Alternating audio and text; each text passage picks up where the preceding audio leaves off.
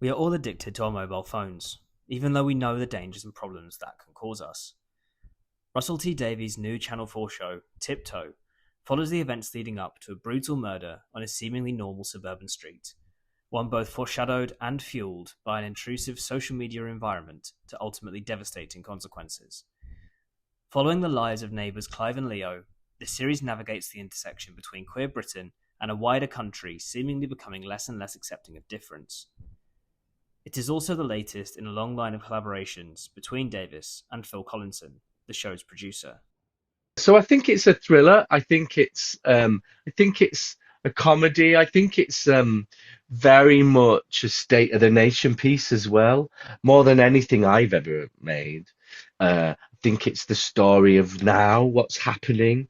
There's a lot of anger in it. I think there's an alarm bell that's been sounded by it. Protests across the country, whether in the form of Toby Robinson's Unite the Kingdom marches and Raise the Colours campaign to fly the St George's Cross from lampposts, or Together Alliance's march against fascism and extremist hate, show that Britain is increasingly and viscerally divided. Recent data from Rainbow ILGA saw Britain fall to 22nd in the list of Europe's most welcoming nations. I would really love to think it would change the world. I don't think it will change the world, but I just think I think it will make people stop and just for 5 minutes look and think, hell, where are we headed? The last 2 years have seen riots and protests swarm Britain's streets. As we enter another summer, questions will be raised about whether this violence will continue for a third summer in a row. As Tiptoe itself demonstrates, much of this is organised on social media and online platforms, whether against pride marches, migrant hotels, or alleged two-tier policing. It kind of distills everything I fear about the world into one drama, really, about, the anger and the fact that no one listens to anyone anymore, that we can't have serious debate anymore because you're either for me or you're against me. The fear I feel as a gay man, um, the anger I feel as a gay man. And so, of course, I'm afraid because I know what that's like.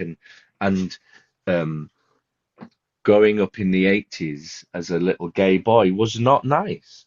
And you kind of hope that you leave the next generation a better place than you found it. But I fear that we're not going to do that unless things change, or certainly unless we start fighting and making a fuss about it. People type and feel like they can sit at home and say what they like, with it shielded by their screen, and they can all that. It's coming into the real world now, and you see them all with their flags marching and burning things, and the violence that's spilling out.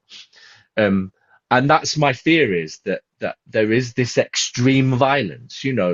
So where does this all leave us? Before her murder in 2016, the late Jo Cox MP said in her maiden speech in Parliament, "We are far more united and have far much more in common than that which divides us." The question is, 10 years on from her death, is that still the case? Are we as a society too divided, or is there hope for reconciliation? At its heart, that's the question that Tiptoe wants us to grapple with.